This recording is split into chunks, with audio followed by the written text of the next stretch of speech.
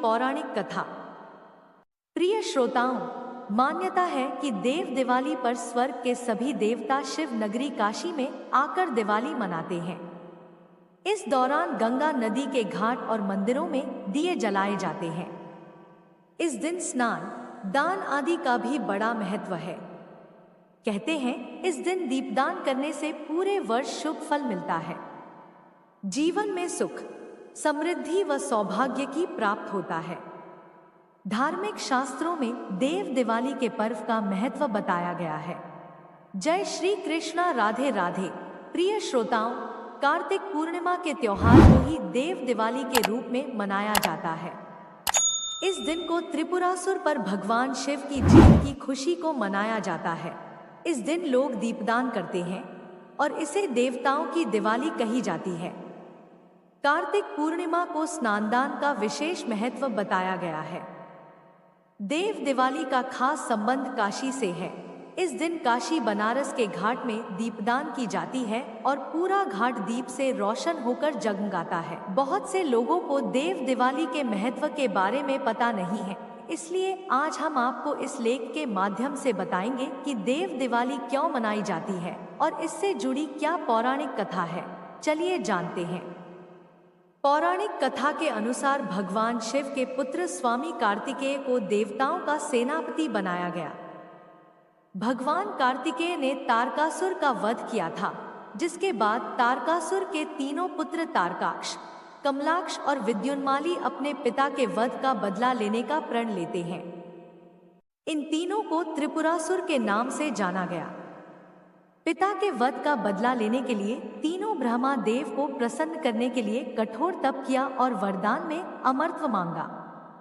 ब्रह्मा देव ने अमरता का वरदान देने से मना कर दिया और कहा कि कुछ और मांगो, जिसके बाद त्रिपुरासुर ब्रह्मा देव से वर मांगते हैं कि हमारे लिए 3 पुरियां जब अभिजित नक्षत्र में एक पंक्ति में हो और अत्यंत शांत होकर असंभव रथ पर सवार असंभव बाण से मारना चाहे तभी हमारी मृत्यु हो।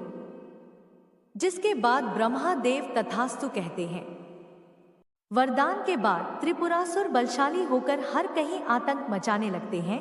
तीनों जहां भी जाते लोगों और ऋषि मुनियों पर अत्याचार करने लगते हैं। देवता भी उनके आतंक से परेशान होकर भगवान शिव के पास जाते हैं और अपनी व्यथा सुनाते हैं, जिसके बाद भगवान शिव त्रिपुरासुर का संहार करने का संकल्प लेते हैं। भगवान शिव ने त्रिपुरासुर के वध के लिए पृथ्वी को रथ बनाया, सूर्य और चंद्रमा को पहिए बनाया, सृष्टि सारथी बने, भगवान विष्णु बाण बने, वासुकी धनुष की डोर बने और मेरु पर्वत धनुष बने।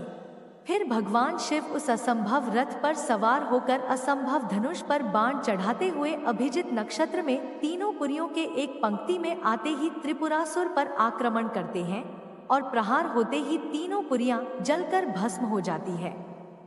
त्रिपुरासुर यानी तारकाक्ष, कमलाक्ष और विद्युन्माली का अंत होता है।